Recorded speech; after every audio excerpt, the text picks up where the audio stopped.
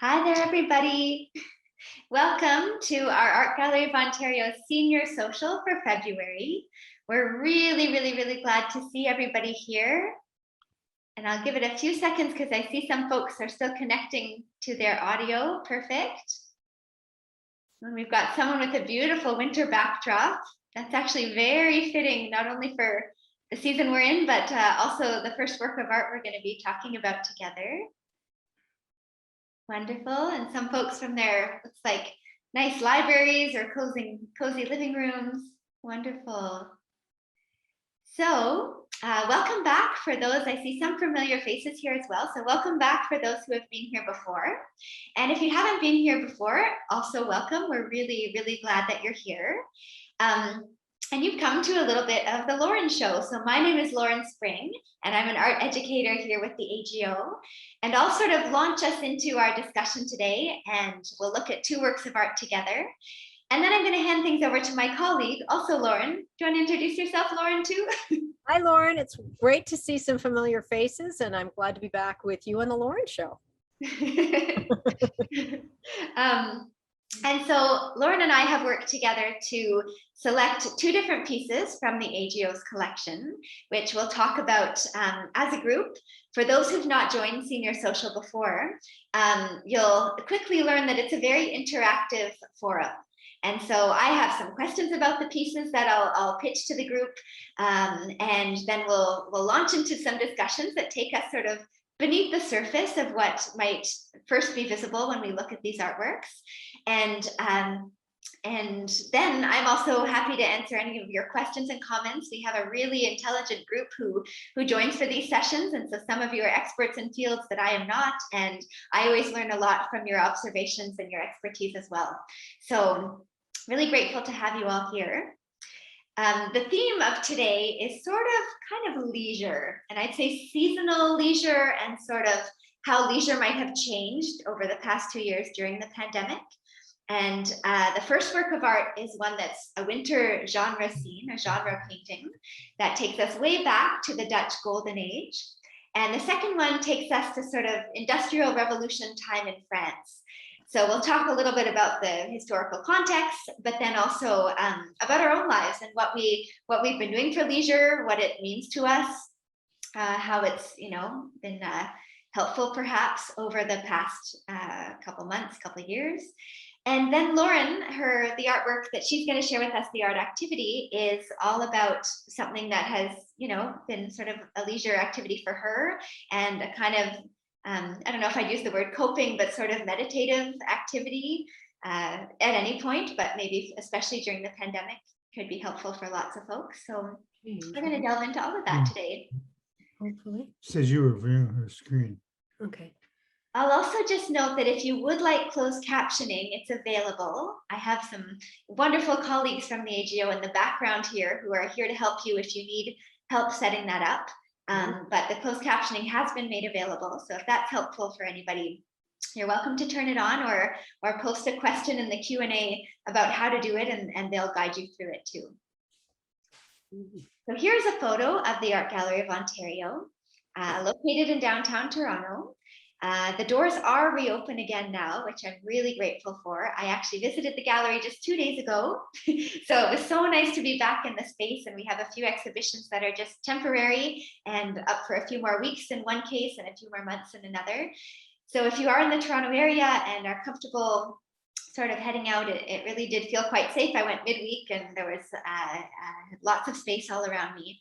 And the benefit too of these virtual programs is that lots of folks are joining us from much farther out. So many of you might not be anywhere near Toronto actually, and that's fine too.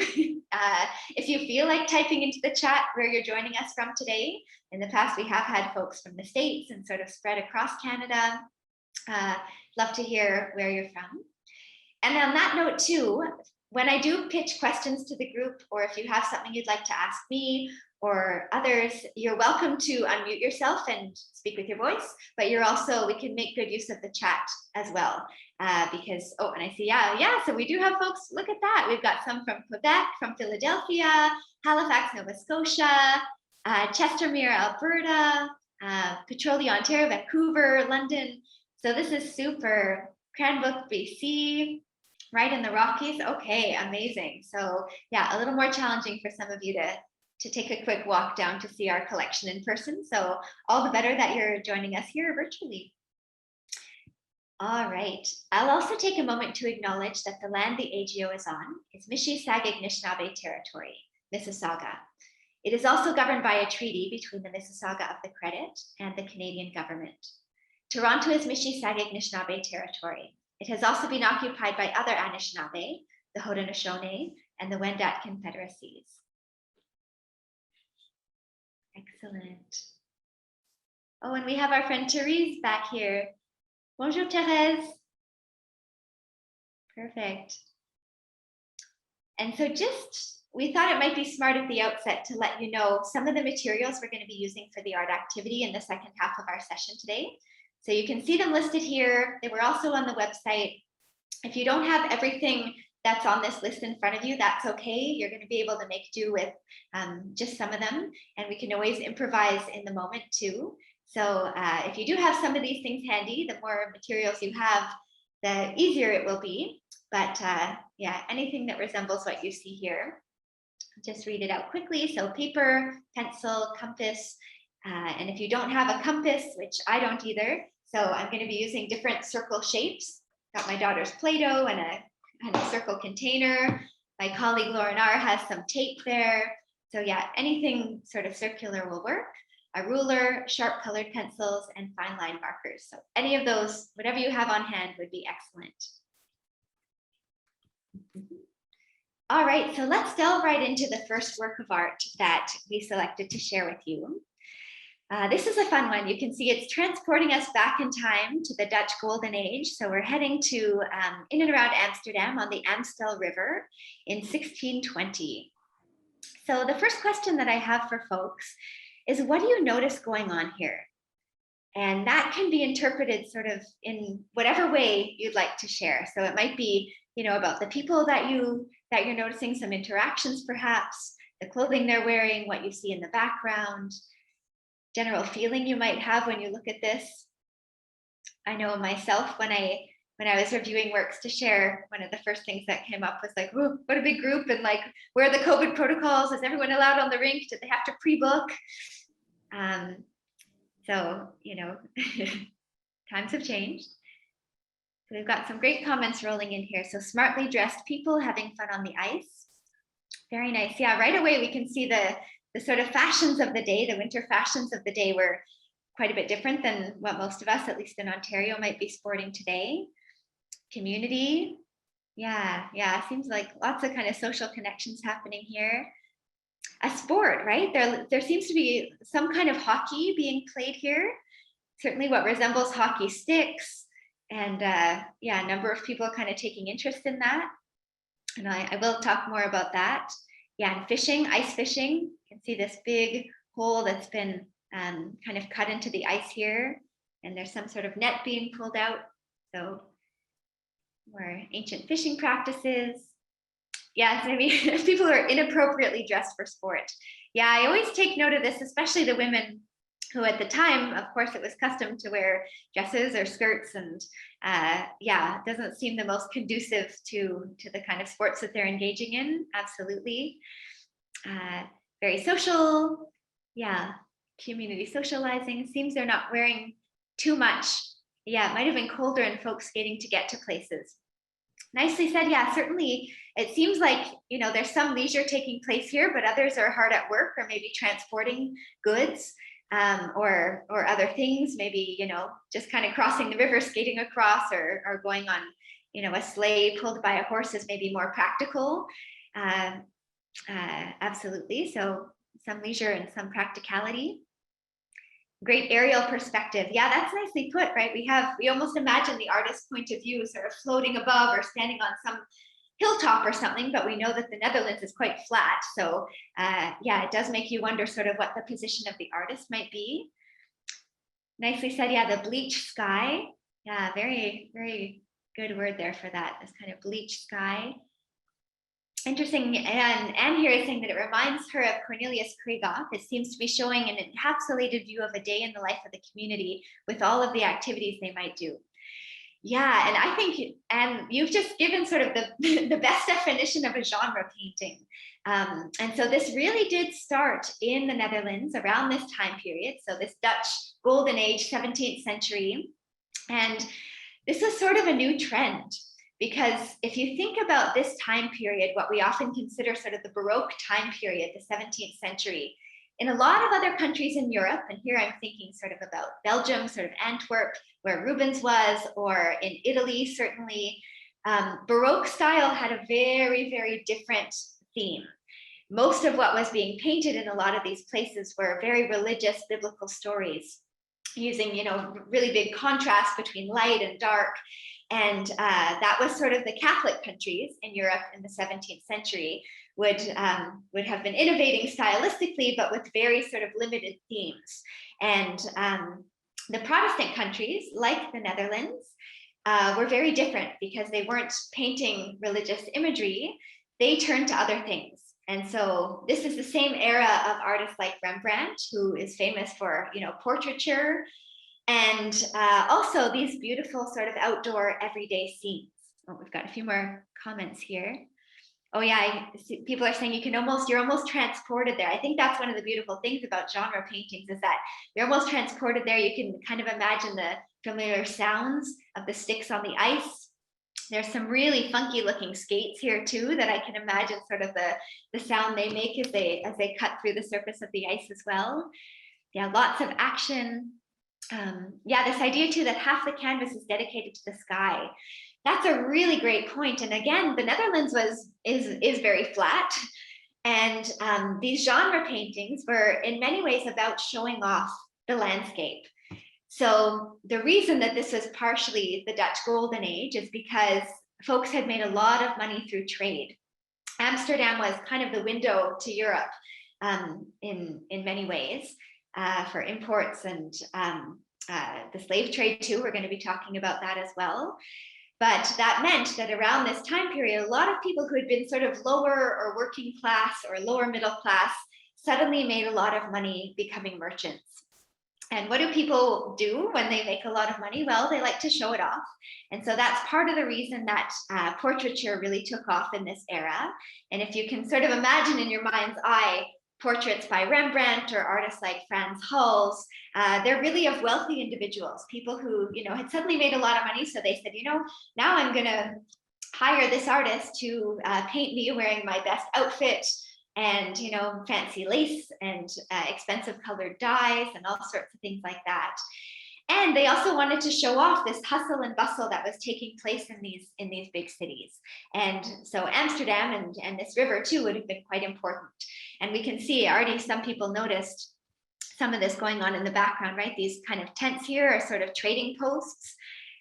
We've got a lot more comments. Yeah, the windmills in the distance. So other sorts of energy and industry that they're starting up that are, quite symbolic of Holland as well. Yeah, funny looking shoes. Yeah, and it was certainly kind of a very, very populated area. Yeah, oh nice. And yeah, they're talking a little bit about the slave trade. So yeah, where did all of this money and newfound wealth come from?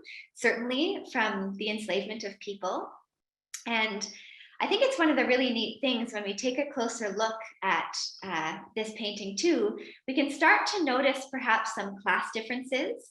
We do see a lot of people wearing very fancy clothes, but then others we see, who seem to indicate maybe they're not from as wealthy a class.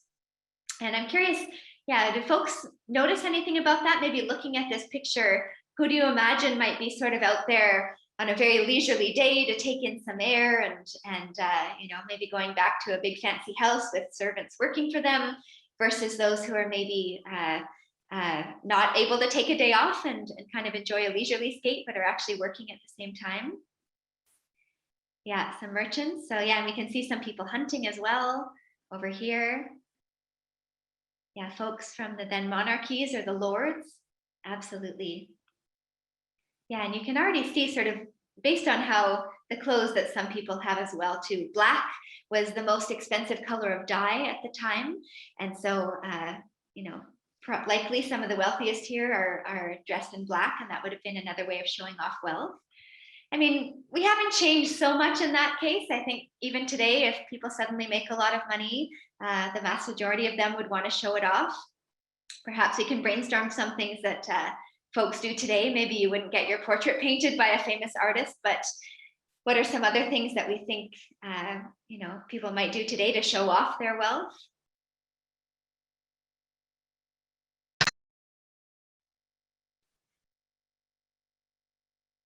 Yeah, fancy cars, yachts. So again, a lot still related to leisure, right? If you think, certainly yachts is an activity we associate with a certain class. Yeah, social media, right? Of course, we've got photos of everybody's lives and sort of, or their imaginary lives, images they want to present to us, maybe traveling fancy places. Yeah, jewelry, investing in fancy jewelry, gold buttons, lace, real estate. Today you've got to be wealthy just to buy a, little bungalow anywhere in Ontario, really. Yeah, expensive clothing. Absolutely. Yeah, 10-minute trips to space. Good one, Lynn. Absolutely. That is wild and certainly would have not even been dreamed about back in the mid 17th century there. Yeah, these 10-minute trips to outer space. Yeah, and the Dutch women showing off their golden and their kind of fancy headdresses to show their wealth. Beautiful. Yeah, and you can see here too, it seems that there is an individual here who is very likely, he was considered a page at the time. So potentially an enslaved person. There's a really interesting history. Of course, the Netherlands made a lot of money and wealth, benefited from the slave trade. But in this particular era, it was illegal to have enslaved people in your home. But still, the practice, there's actually a number of portraits that are emerging of African folks who had been taken from their homelands and ended up in this particular region of the world. So in some cases, they would have been called servants by their masters and would have been paid. So not quite, the same sort of experience of an enslaved person, but I think many similarities too.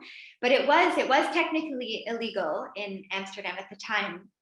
One of the things a lot of people would do too is that because Amsterdam was, and the Netherlands itself was sort of this hotbed of activity and fortune, a lot of people would have immigrated from a place like Portugal or elsewhere in Europe where it was legal to enslave people in your home, and then they would make their way to Amsterdam. So there has been some really interesting exhibitions lately of portraits of sort of African folks who had ended up in this area. So interesting to look into for sure. And I also wanted to mention this sport. So certainly looks a lot like hockey, seems to be a hockey stick and being played on ice. This was actually a sport called Kolf, K-O-L-F. And it was a bit of a cross between hockey and golf. I don't know all of the rules, but the history books tell me that that's what these individuals are playing here. And before we take a look at the next work, I was curious just to hear from folks too about what you've been enjoying this winter. So some of you seems like may have less harsh winters than others, but even out in BC, probably still feeling it a little bit in Vancouver and elsewhere. So what has been enjoyable, sort of leisurely for you? In the pandemic, it is, safer to be outside with other people than indoors. So perhaps you've been able to be more social outside. Great. So we've got some folks doing cross-country skiing, one of my favorites, snowshoeing, wildlife photography. Ooh, Courtney, I'd love to see those. Amazing.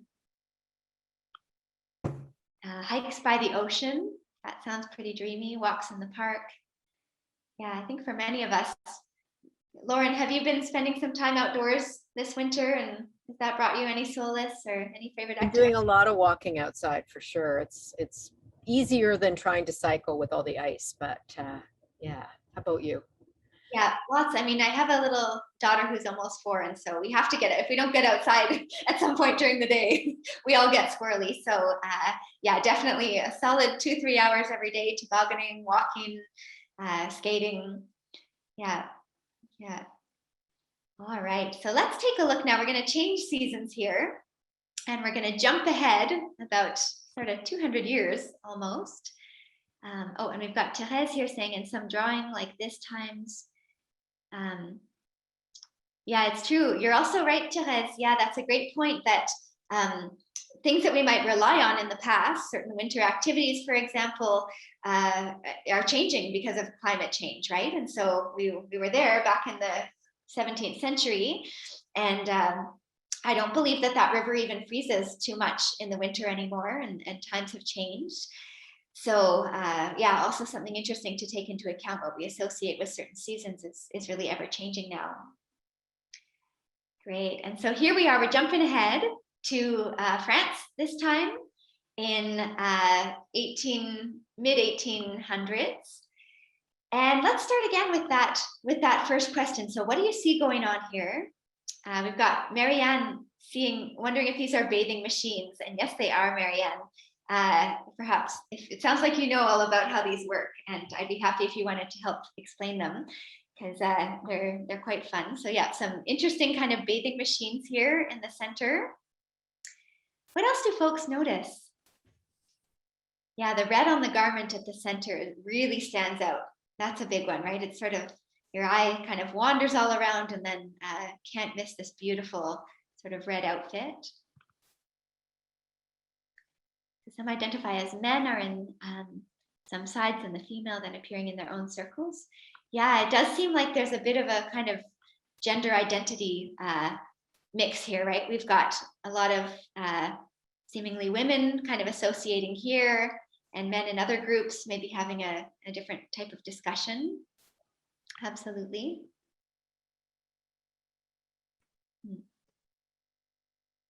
Great, yeah. Yeah, and the primary colors are emphasized. Yeah, it is quite fancy, right? If you think about how we might spend time at the beach right now, and we can look forward to summer of 2022. Very different, obviously, attire. We were talking about maybe the inappropriateness of some of the winter attire in the previous painting, and here we are in the summer, and I would say, it's not what I'd want to wear to the beach. Yeah, and some people saying, yeah, they seem kind of overdressed. Certainly must be very hot. Whenever I look at a painting like this, and I think back, about social history, and you hear in literature about all these women fainting all the time, when I look at this particular painting, I think no wonder they're fainting, because they've got these tight corsets on and 17 layers and hats, and those little cute parasols probably aren't going to keep them cool enough. Great. So I wonder what the dog is thinking. Yeah, we've got this little dog over here liking the parasols. Yeah, wondering about the seasons. So maybe, yeah, that the sun is quite low. So maybe it's more like late summer, September. Oh, great. And Marianne is giving us some more fun information. Awesome, Marianne. That's exactly what I was going to share too. So these really fun things that look like tents would be a way for people to sort of maintain their modesty while at the beach. So if we might think, a beach in North America today, everyone's kind of sprawled out on their mats and suntanning, and, maybe wearing bikinis. If you're on Toronto Island, you can go to a nude beach. Obviously in this era, very different, customs were very different. And so if you did indeed want to swim, you would go inside one of these fancy sort of bathing machines. And just like Marianne has explained here, so it would be a way of, if say you came in your dress and you're getting really hot, there were certain times of day where you would be allowed to actually swim. And you can see that's even in the title of the painting. So l'heure du bain. So it's the hour of the bath, or kind of going into the water. And so if you wanted to, you could go into one of these cabins and sort of change very modestly. And there'd be an assistant working in there. I have a feeling this might even be one of them kind of poking their head out. And they'd help you get changed. And so you'd put on whatever your bathing suit looked like in this particular time period. And then you would essentially be walked down to the water in this little hut. And you'd be able to swim in there, so no one would really see you in your bathing suit. I hope some people would kind of maybe venture out in the water, and then their bodies would still be underneath the water, so folks wouldn't get their glimpse at their their thighs or legs or anything. And then, yeah, there would be a flag that would be raised when the bather was ready to come back on land, when they kind of finished their swim. a flag would be raised, and then the person working there would sort of come and help transport them inside of this little hut back onto the beach, and then they would change their clothes in there. So you could really go for a swim and enjoy the ocean in the privacy of a little hut, and no one would see you, if your body was quote unquote bikini ready or whatever these ridiculous things are we talk about in our culture today, going to the beach. So yeah, very, very kind of proper at the beach. And fancy chairs too, right? This isn't the type that we tend to think of when we're thinking of planning our beach vacations for the summer either. It's also interesting to note, so this is right around the Industrial Revolution. And so the train had just recently been invented. And so we're looking here, again, it's a bit of a mix of people who are there enjoying their leisure time and people who are actually at work, kind of working in these little bathing huts and helping folks make their way down to the water modestly. But a lot of folks that we see pictured here would have come from Paris, and it would have been a really big deal. And that's why, you'd really wear your fanciest clothes. It would have been a very big deal to get on the train, say on a Sunday or Saturday morning, and take it up to this region. I think this is Plage de Trouville. I think it's sort of further north in France. And so they would have taken the train up there to enjoy the ocean for a day or a weekend, and the whole thing would have been an adventure. And certainly riding the train itself would have been very expensive. So it wouldn't have been able to be sort of everybody from Paris, but really just those of a certain class who would have been able to make the trip in the first place. And we've got a nice comment here. Marisi, I think, is saying the two empty chairs look surreal compared to the compact crowd. You're right that these chairs almost seem like they're characters in and of themselves, or some sort of ghost kind of sitting there, and they really are quite central right in the foreground here. So that's an interesting compositional choice. Yeah, maybe, and it's true, they do seem so front and center that they might be symbolizing something. That's a really great point. I wonder what we might read into that. I just want to make sure I'm getting all of these comments here. Trash on the ground over here. Yep, probably would have been workers on the beach to pick that up as well. Gentleman in the black sort of looks like he's on a cell phone. It's true. If we were to imagine, the kind of character from today, maybe with some modern technology transported back in time over here, just, calling his buddy. I like that. Yeah, triangles, the bathing hubs. Yeah, so lots of interesting shapes in play here too. Maybe these chairs here are used to kind of frame the central group. That's a nice way of putting it as well. And it's interesting because Boudin, this particular artist, was very well known. He was one of those artists in France who was very much kind of accepted by the salons. We often hear about artists around this generation a little bit later who were really struggling to have their work accepted, especially when things started to turn a little more modern and go towards, Impressionism, Post-Impressionism. Those folks weren't initially, appreciated by the salons or allowed to share their work. But Boudin really was. He was sort of an academically trained painter who very slowly kind of transitioned towards what at the time was called the realist movement. And so this idea, again, of folks saying, wait a second, why are we always painting Greek mythology and biblical stories? What about focusing on the here and now and, what's just outside our day, outside kind of le quotidien, sort of the everyday world. And there was some resistance to this. One of the things that helped, I think, at this time was it was around the mid-19th century that the camera was also invented. And so all of a sudden people were saying, wait a second, if we want to photograph reality, if we want like documentary here, we can do that with photography now. And so painters in some ways had to redefine themselves. And this is where we get into this kind of impressionist movement, where painters are saying, okay, if we actually leave our studio and go and paint outside en plein air, it's going to change, right? We can feel the wind in our hair and we can smell the ocean, and that's going to impact our brush strokes. And so this is something that painters can maybe offer that photographers couldn't. And what does that mean? What does that mean to sort of be in a place and have this kind of slice of life represented? And so slowly but surely, this was the beginning of this realist movement. And he was kind of on the, one of the forerunners of this. he met Claude Monet when Monet was only 18 years old, and kind of he had seen some caricatures that Monet was doing, and Boudin was one of the older artists that sort of, encouraged him to move away from that and maybe look to more landscape, which ended up being quite helpful for Monet. But yeah, this beginning, we know where that went, where this movement went, but this is one of those kind of early landscape paintings that were really done on location. So I'm just conscious of the time here, and I think it might be a good moment to shift our conversation to my colleague, Lauren R., and get ourselves warmed up to doing something that we can sort of do leisurely together in safety without taking trains or strapping on our skates. Shall I stop sharing my screen? Oh no, you wanted me to show some of these Keep first. going, yeah. And you don't even need to have a bathing tent for this. So that's always good, right? All right.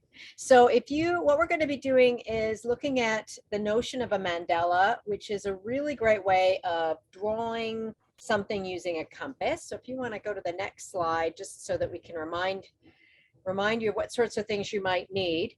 You don't have to have a compass, but it really is helpful. But even if you just have a roll of tape, I'll show you how to use it in the same method as using a compass. Or what I know that the other Lauren has quite a few, lots of things that are circles. So bowls, plates, cups, small containers, yogurt containers, all of those things could be used. And if you want to move into the next slide, I'm just going to show you some examples of some of the work that I do when I'm sitting watching TV or when I'm actually just doodling. I think I might actually be a little bit obsessed with circles. I had about 150 to choose from, and I thought, well, I want to have variety. So all of these are, some of them are using a compass, some of them are using freehand, and some of them are thinking about, sort of snowflakes or wind roses, doing some interesting things just with templates that have holes in them and drawing, like the one on the second from the left in the top row. That's just using a template, sort of scribbling into it, thinking like a ball of yarn. You want to go to the next slide. So one of the things that I've got quite a few different series of works, and I'll put in the chat my website if you are interested. And so this is dot painting, but using Australian Aboriginal method of using dowels to create the dots. So I'm not using a paintbrush, I'm using actual dowels in different sizes, but these hexes, or what's called a shatanna, were put on barn doors or on the sides of buildings in farmland. And a lot of times it was to protect them from things like lightning or give them good luck. But these two, the one on the left is the Shatanna of wisdom, and the one on the right is the Shatanna of justice. And they are circle based, but you do need a ruler for them. So if at any time there's an image that you do like, if you hit Command-Shift-3, you can take a screenshot of this if you have a Mac. And if you have a PC, I think it's F12 will say screenshot on it, and we can click onto that. All right, so let's go to the next slide.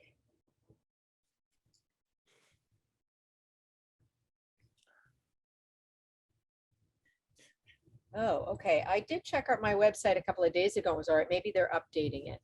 All right. So these are mandalas that were created, started with a compass. And the one on the left is only using a compass. I didn't bother using a ruler at all. And I'll show you how to draw that one out. And the one on the right is a wind rose. So if you've ever looked at a map, especially a nautical map, they tend to have maybe a few of those also in there. Lots of not just north, south, west, and east, but they'll have north, northeast, or south, southwest, or west, southwest. And that's using a ruler and a compass. If you want to go to the next one. So these ones are still doing the notion of the compass, but playing around a little bit with the ruler and putting two different values within each of the tines, and adding dots outside of that. So this is based on painting, but in terms of what we're going to be doing is we're going to be looking at using a compass and using pencils, and then maybe filling them in with any color we want. So maybe if you want to stop screen sharing, I'll go into my own screen share just so that we can look at my second camera here. All right. So what I'm going to do is I will demonstrate how to use a regular compass to start with. And we're going to be making a mandala. Now this one has lots of parts to it. And maybe what I'll do is I'll turn that around so that you can see I've got some steps at the top here, but I'm going to walk you through it. So with a compass, basically you want to try and make your compass be in the center of the page so that it doesn't run off of the page. And it's a good idea to actually have a few pages underneath so that it doesn't slip and it doesn't poke a hole in maybe your precious dining room table. Not sure if you're working on a dining room table. So I'm going to start off just by making the outer circle, and I'm using my compass and I'm leaning it a little bit, because if I hold it down here, it might actually move, and I don't want to change the aperture of how big this is. So that's just giving me the basic circle. Then what I'm going to do is I'm just going to put the point of my compass anywhere on the outer edge of the circle, and I'm going to create these sort of leaf or flower petal shapes. And what I'm going to do is the first dot doesn't matter where it is, but all subsequent dots, I'm actually going to make sure I'm actually on the end of one of these tines. So this is going to give me 6 equal portions. And what can wind up happening is if you think you want to have more than 6, then I would actually sort of eyeball it and say, okay, where's the middle between these 2 portions? And I'm going to put it somewhere in the middle of that. And what will happen is it will immediately make it more complex. Now you have to sort of commit to, you know, either 6 or 12 or 18 or 24, because it does seem a bit weird when you don't have all of them filled in. But that doesn't mean that it has to be completely symmetrical 4 ways. I mean, you can decide to change it up any way you want to. I'm just going to keep making them just so that you can see where it can wind up going.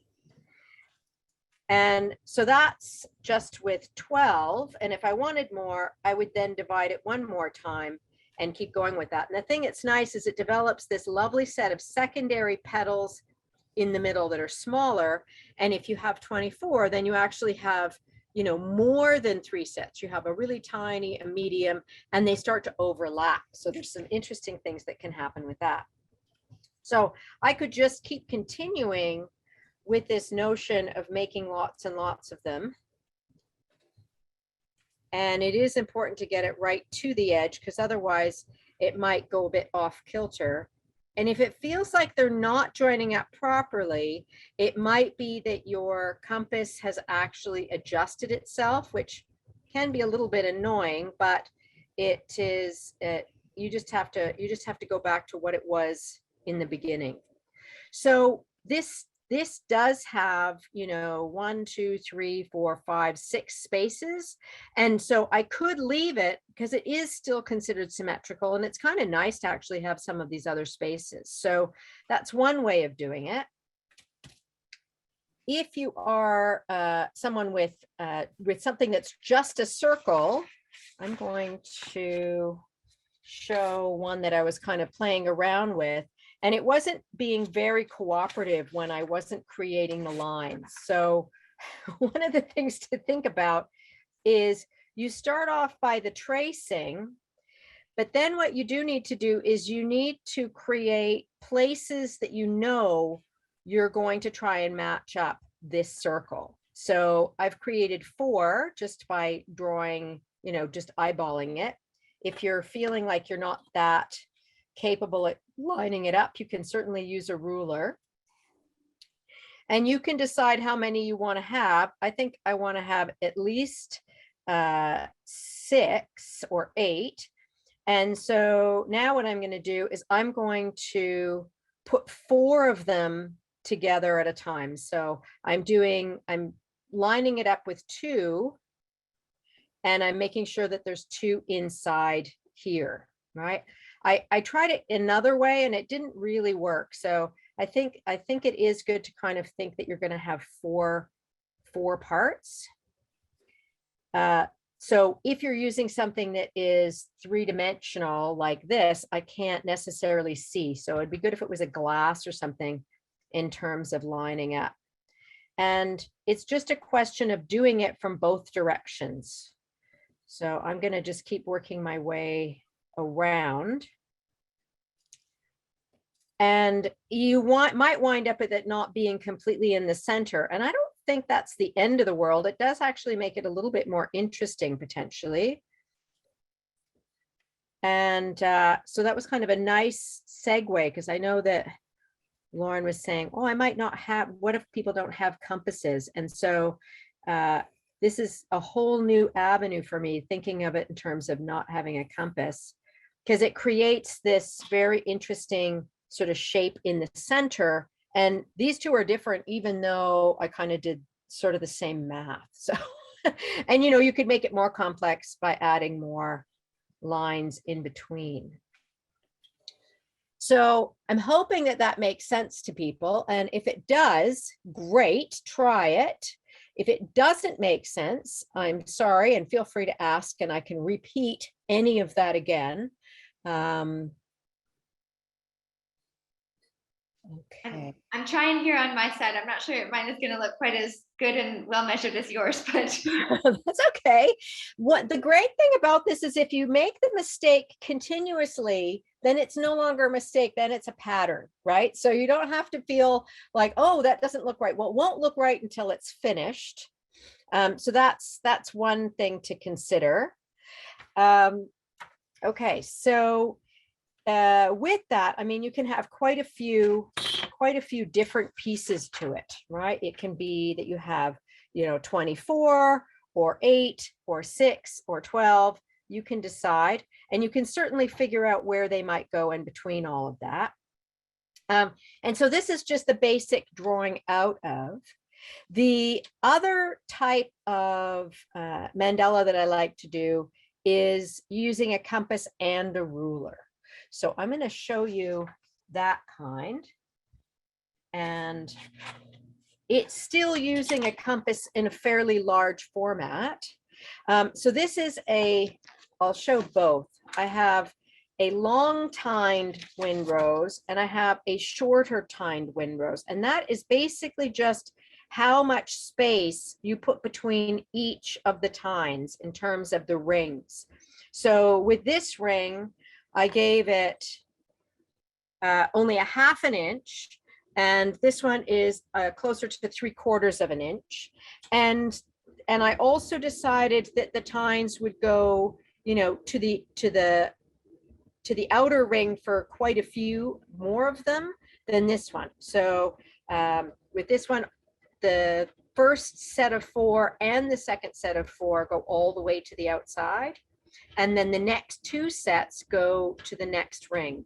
Whereas here, only 1 set's going to the outside and all the rest of them are staying 1 set in. Okay. So I quite like the look of the thinner one, but I kind of like the wider one. It's a little bit more floral. So I'm going to do that so you can sort of see each one, but I'm going to probably do the longer tined one. We'll see. Sometimes it doesn't, you might think it's going to turn out and then it doesn't. So it's still, I'm going to do a fairly large circle, and you can be precise about it, and you can actually use a ruler and say, okay, I want to make it not 4 inches. I'm going to actually wind it down with a measurement. I tend to do that because I like to make sure that I have enough space for the other tines, but you can be as random as you want. The important thing is to not lift up your, the end of your leg of your compass, because if you do, then it won't be in the center of the next one. So I'm going to just do a couple here.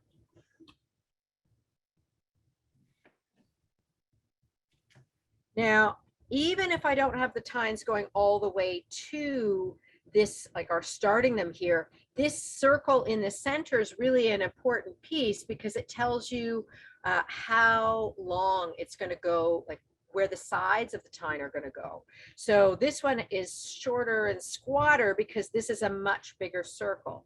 If you make the circle in the center very tiny, then it's going to be a much thinner aperture. So I'm going to go super tiny and maybe make it even less than an inch. I'll make it a half an inch in there so that it's actually only a 1 inch circle. And that helps navigate what's going to happen with the tines themselves. Okay, and then I'm going to use a ruler, and I want to make sure I'm dissecting right into the center of where the compass is, the compass point. And I kind of want to be perpendicular, but you don't necessarily have to be perpendicular. And, you know, you could put in all of your lines if you want to. I'm only going to put in these 4 because I really do want them to sit on top of the other areas. But no, I've changed my mind. I realized that the other part that's important is the tick marks that happen in these other spaces help navigate where the tines are going to go, where the ends of the tines are going to go. So I've got sort of 8 to start with, and I want these ones to be on top, the north and the south and the west and the east.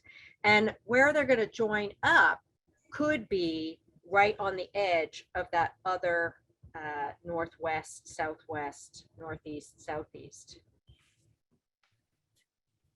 And so there's sort of 3 points. There's this edge of the inner circle and then the point at the top. And you could take it past it if you wanted to. I mean, then that's one of the things that's beautiful about those old maps from the sort of the 15 and 1600s is north would be quite a bigger than anywhere else. The other thing they would have is all kinds of fabulous creatures in the water and things like that. But it's the very first key to a good map is where, if north is accurate. So that's the first set. And you could potentially leave it just like that and keep it really simple and just color in each of these areas and color in these, the tines in terms of their movement. And then you can decide, do you want to have your, you know, south, southwest, southeast, northeast, and northwest, if you want them to go all the way to the end, or if you want them to go to one of these points. So if you were going to have lots of them, and you really wanted to have another pair of 8 in there, then you might go to the second one. If you knew you didn't want any more than that, then you might just go to here. So I'm going to make mine a simpler one just to see what it looks like. And this time what I'm going to do is I'm going to line it up to this, where the tines have dissected into this circle, but I'm not going to go over top of it. So I'm actually going to stop here because I really want it to look like it's underneath the other one. And so it's just a question of lining up one point and the other and taking it in there. And, you know, you might have a point of direction that you find more important. And so you could potentially make one of them bigger than the other. And that would become a talking point as to why did you do that? And so, you know, there's not really a wrong way to do this. It's more about what you enjoy doing. For me, I really like and enjoy symmetry. So I tend to try to do things, and that's why I like circles, because the compass really works well with that.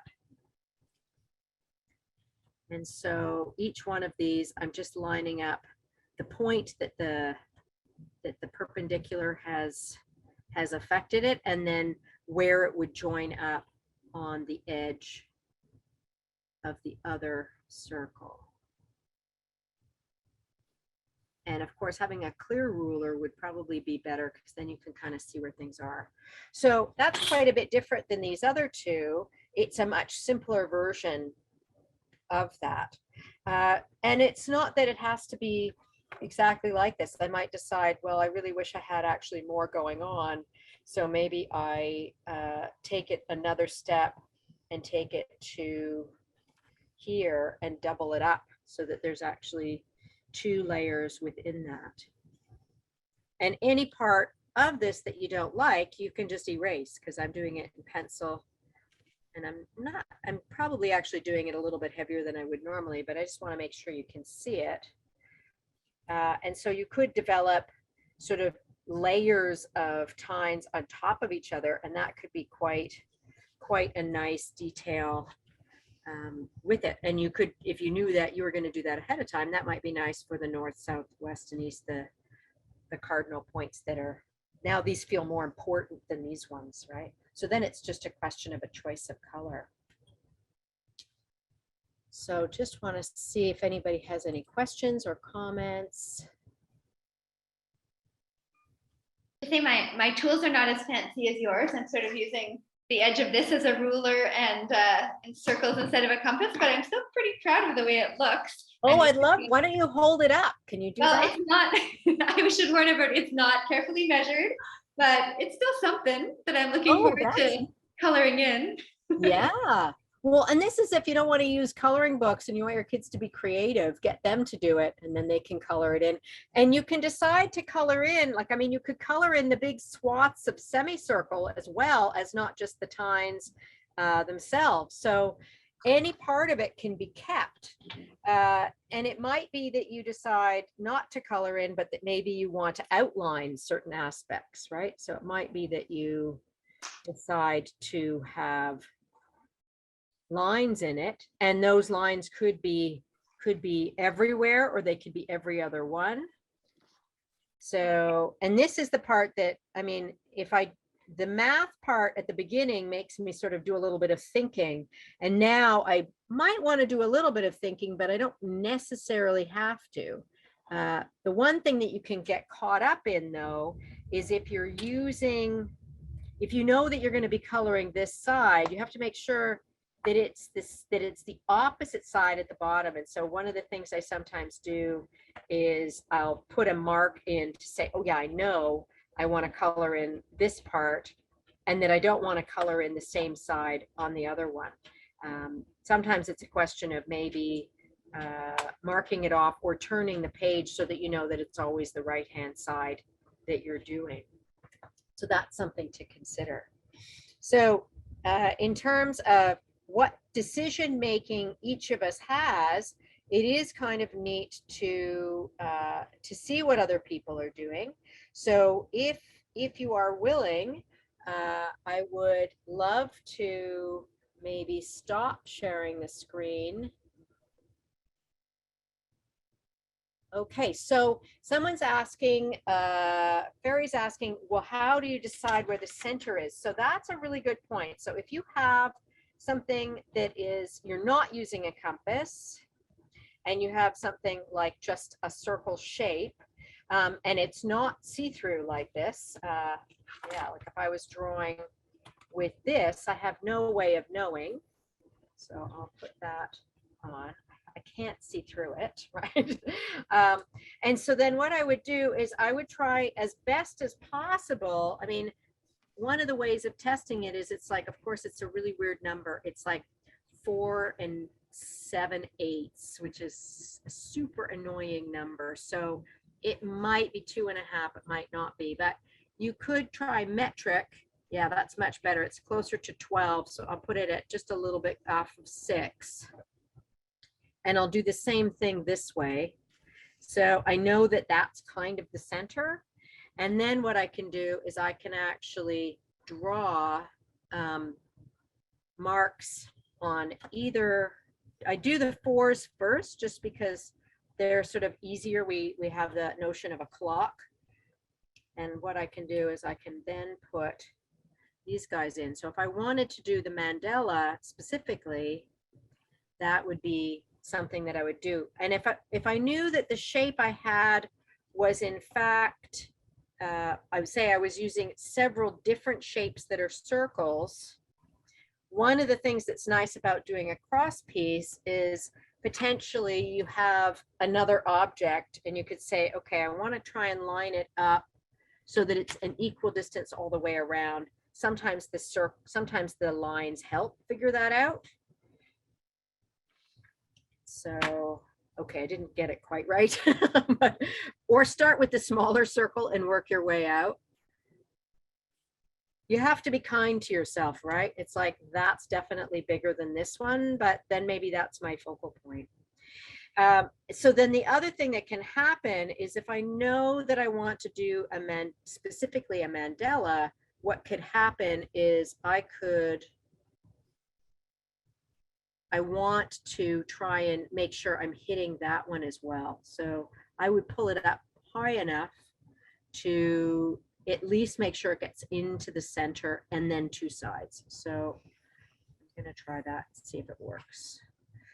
I've got a lot of lines going on here, so it might not be perfect, but I mean, when you're using the compass, it does actually cross into these other parts, right? It always dissects the center. And so this way is maybe not that ideal because it's not going right into the center. I haven't quite figured out how to make that aspect work. So I apologize for that, but it will be now I'm engrossed in thinking, oh, I know what I'm going to be doing for the next 3 hours, which is. Well, it's funny, Lauren, because, I always thought of sort of the meditative or leisurely part of doing these mandalas was the coloring in, but it's true that even just the figuring out the lines, they don't have to be perfect. That's a nice lesson there. You can just kind of play around until you've created something you're satisfied with. And it's almost even just watching you do it is kind of meditative. Well, there you go. It's neat how it accumulates, definitely. And that sort of surprise of, did it actually work? It's actually sort of working. Maybe I shouldn't have had those other lines in there, but trying to do more than one thing at once is maybe not the good thing. We only have about 2 minutes left, so I'm wondering if anybody would like to share theirs just by holding it up. I would certainly love to see what some folks are creating. Yes. Okay, so I'll stop sharing my screen. And for sure, so if you're willing to, if you want to go into gallery view, then we can all see each other's. And if you speak and you put it into speaker view, then people can see a bigger version of it. So you decide. Go ahead. Marianne has something. Oh, yeah. Okay. Yeah, that looks like it's working pretty well. And Sandra has something quite lovely. I like what you've got going on, Marcia. There's a neat symmetry to that. Oh, and Liz is really beautiful. It looks like she's using a fine pen and a heavier, thicker pen. That's going to be gorgeous.